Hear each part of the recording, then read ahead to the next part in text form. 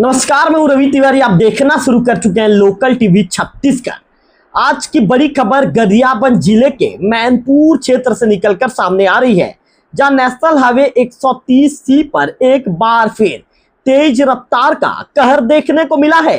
एक दर्दनाक सड़क हादसा घटित हुआ है और दर्दनाक सड़क हादसे में बाइक सवार दो युवक ट्रक की चपेट में आ गए हैं। इस भीषण दुर्घटना में एक युवक का नाम है नरसिंह सोम, उनकी मौके पर मौत हो गई है, जबकि दूसरा युवक गंभीर रूप से घायल है।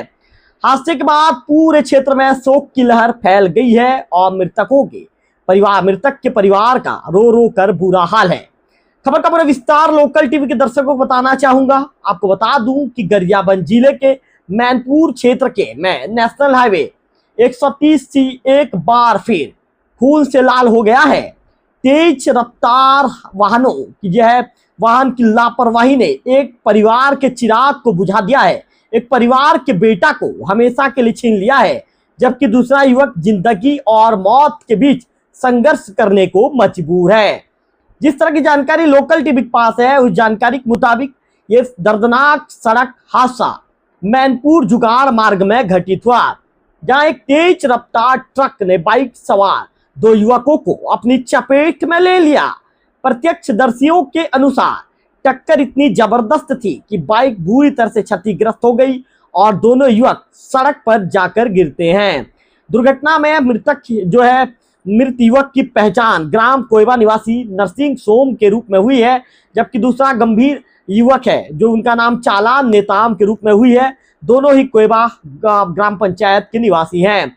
बताया जा रहा है कि दोनों युवक किसी काम से बाइक पर सवार होकर मैनपुर की ओर जा रहे थे। इस दौरान तेज रफ्तार ट्रक अचानक उनकी बाइक को टक्कर मार देती है, जिसके बाद देखते ही देखते वहां पर चीख पुकार की स्थिति मच जाती है, हड़कंप मच जाता है। इस दुर्घटना का सबसे दर्दनाक पहलू ये रहा कि मृतक नरसिंह सोम, उनके दोनों पैर ट्रक के पहियों के नीचे आ गए। हादसा इतना भयावह था कि मौके पर मौजूद लोगों की रूह भी उस तस्वीर को देखकर कांप उठे। प्रत्यक्षदर्शियों ने बताया कि घटना के बाद सड़क पर अफरा तफरी की स्थिति निर्मित हो गई। स्थानीय लोग तुरंत मदद के लिए दौड़े, लेकिन तब तक बहुत देर हो चुकी थी। वहीं गंभीर रूप से घायल युवक चालान नेताम भी वहां पर दर्द से कराह रहे थे। घटना की सूचना मिलते ही जुगाड़ थाना पुलिस की टीम तत्काल मौके के लिए रवाना होती है। थाना के बोलेरो वाहन से घायल युवक को तत्काल उपचार के लिए अस्पताल तक पहुंचाया जाता है। अस्पताल में डॉक्टरों की टीम के द्वारा घायल युवक का उपचार किया जा रहा है। घायल युवक की स्थिति गंभीर बनी हुई है। इधर दुर्घटना की सूचना मिलते ही आपको बताना चाहूंगा कि मैनपुर अस्पताल शव को पुलिस ने अपने कब्जे में पहले लिया और उसे मैनपुर अस्पताल भेज दिया गया है। डॉक्टरों ने जांच के बाद युवक को मृत घोषित कर दिया। इसके बाद युवक की पोस्टमार्टम की प्रक्रिया पूरी करने के बाद शव परिजनों को सौंप दिया गया है। वो जैसे ही हादसे की खबर ग्राम कोयबा पहुंची, पूरे गांव में मातम पसर गया। मृतक के घर में लोगों की भारी भीड़, उनके रिश्तेदारों की भारी भीड़ जुट चुकी है। वही परिजन अपने लाडले बेटे को याद करके तड़प रहे हैं। परिजनों का रो रो कर बुरा हाल है। गांव के लोगों का कहना है कि मृतक नरसिंह सोम जी मिलनसार और मेहनती युवक थे। किसी ने भी नहीं सोचा था कि अचानक इस तरह से एक सड़क हादसे में हमेशा के लिए उनकी विदाई हो जाएगी, वे दुनिया को अलविदा कह देंगे। घटना की जानकारी मिलने पर जुगाड़ पुलिस की टीम मौके पर पहुंचती है और दुर्घटना स्थल का पुलिस ने निरीक्षण भी किया है। पुलिस के द्वारा ट्रक और अन्य साक्ष्यों के आधार पर दुर्घटना के कारणों की जांच की जा रही है। पुलिस ने ट्रक को भी जब्त कर लिया है।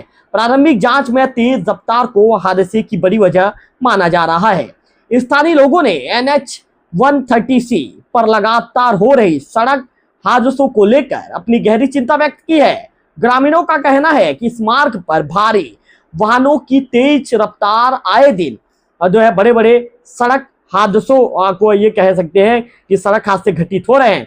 लोगों ने प्रशासन से मांग की है कि तेज रफ्तार वाहनों पर सख्त कार्रवाई की जाए और सड़क सुरक्षा के लिए ठोस कदम उठाए जाए, ताकि भविष्य में इस तरह की घटनाओं को रोका जा सके।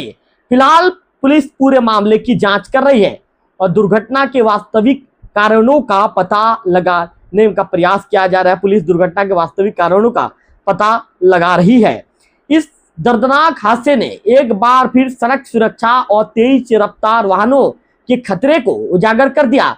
मृतक नरसिंह सोमजी जो है को लोकल टीवी छत्तीसगढ़ परिवार भी जो है उन्हें विनम्र श्रद्धांजलि व्यक्त करता है और जो है मृत आत्मा को प्रभु अपने चरणों में स्थान दे, हम भी ऐसी कामना करते हैं। इसके साथ साथ शोकाकुल परिवार को इस दुख की घड़ी को सहन करने की शक्ति दे, हम भी जो है ऐसी कामना करते हैं। तो निश्चित तौर पर एक बड़ा सड़क हादसा घटित हुआ है और इस सड़क हादसे में एक युवक की मौत हो गई है, जबकि दूसरा युवक गंभीर रूप से घायल है। जिंदगी और मौत के बीच वे संघर्ष करने को मजबूर हैं। इस मामले को लेकर जो गांव के आपको बताना चाहूंगा कि तिलक सोम जी है, तिलक सोम जी को मैं फोन लगाना चाहूंगा और तिलक जी से बातचीत करेंगे। तिलक जी से इस मामले को लेकर पूछेंगे पूरा विस्तार कि आखिर तिलक जी क्या बताना चाहेंगे। तिलक जी को मैंने फोन लगाया है, तिलक जी से यदि बातचीत होता है तो तिलक जी को विस्तार पूछूंगा मैं, तिलक जी से पूरे मामले की जानकारी लेंगे। तिलक सोम जी, आपका लोकल टीवी स्वागत है। जी भैया, नमस्कार भैया। तिलक सोम जी, आपके गांव में आज एक दुखद घटना घटित हुआ है, उस घटना के विषय में लोकल टीवी के दर्शकों को क्या बताना चाहेंगे? जी जी जी जी क्या है भैया, हमारे जो पड़ोसी थे उन लोग ना, जो नरसिंह सोम और चालान नेताम जो है, अपने निजी काम से उन लोग मैनपुर के लिए जा रहे थे जी। और निकले ही थे कि जुगाड़ के पास थाना के जस्ट करीब उनका जो एक्सीडेंट हुआ। जी जी महोदय, आपको कितने समय घटना की जानकारी मिली? अब क्या पता चला था, आपको किसने बताया? जी, मैंने तो अपने निजी काम से भवनी पढ़ने गया था सर, जो कि मेरे को लगभग वही 12 साढ़े 12 को मेरे को गांव से जो ग्रुप लोग होते हैं या कोई दोस्त मैसेज किया था कि ऐसे ऐसे बात है, ऐसे करके, तो मैंने भवनी पटना से ही खबर को देख लिया था कि ऐसा ऐसा घटना हो गया है करके। महोदय, जो मृतक थे नरसिंह सोम जी, क्या ये वाहन चला रहे थे? जी जी जी जी कितने समय घर से निकले थे महोदय, कुछ पता चल पाया है आपके गांव के दोनों युवक? जी, इन लोग लगभग वही 11 बजे आसपास। जी। दोनों युवक शादीशुदा है महोदय? जी, शादीशुदा। जी। अभी इनकी स्थिति कैसी है, चालान नेताम जी की? चालान नेताम का भी कंडीशन खराब है महोदय।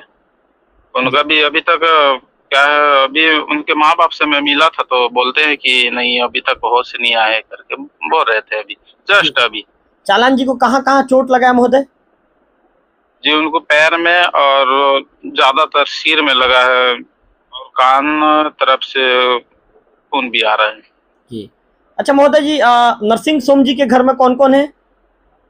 जी, उनके मम्मी है और एक बहन शादी करके बस पड़ोसी घर में ही गई है और बस एक लौता लड़का था नरसिंह जो।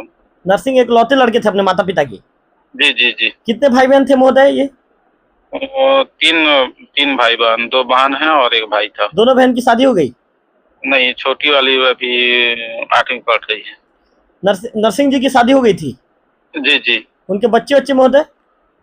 एक लड़की है। एक लड़की। अभी शादी हुई थी क्या कुछ दिन पहले? जी, उनका वही 24 में। 2024 में? जी। 2 साल पहले हुई थी महोदय? जी जी। महोदय, ये काम वाम क्या करते थे नरसिंह जी? खेती किसानी करते थे महोदय। खेती किसानी करते। कैसे थे महोदय, उनका व्यवहार कैसा था? उनका व्यवहार बहुत अच्छा था, किसी से कोई मतलब नहीं रखते थे, ना इधर घूमना ना गांव में, कभी कभी आ जाते थे, बस काम से मतलब रखते थे। जी। रिश्ते में क्या लगते थे महोदय आपके? रिश्ते में भाई लगते थे जी। हमारी भी ये है, समझ जाओ परिवार। जी। तिलक जी, नरसिंह जी से अंतिम बार आपकी कब मुलाकात हुई थी? मेरा मुलाकात एक दिन 2-3 हफ्ता पहले, हाँ 2 हफ्ता पहले मैं एक जने का खेत जोतने गया था, मेरे पास ट्रैक्टर है, तो एक मुलाकात हुआ था, ऐसा ऐसा है कि अब यह ऐसा पानी आने तो नहीं गिर रहा है, क्यों जोत रहे हो, ऐसे करके कुछ मजाकी टाइप का बात हुआ था। मतलब महोदय खेती किसानी को लेकर बातचीत हुई थी? जी जी जी। महोदय, चालान नेताम को भी आप जानते थे, वो भी आपके रिश्तेदार हैं? हाँ, वो भी रिश्तेदार, मामा का लड़का है जी। उनके घर में कौन कौन है महोदय? उनके घर में 2 भाई हैं। ये चालान छोटे हैं कि बड़े हैं? बड़े हैं, सबसे बड़े हैं। चालान बड़े हैं, चालान के और छोटे भाई हैं। जी चालान भी शादीशुदा थे महोदय?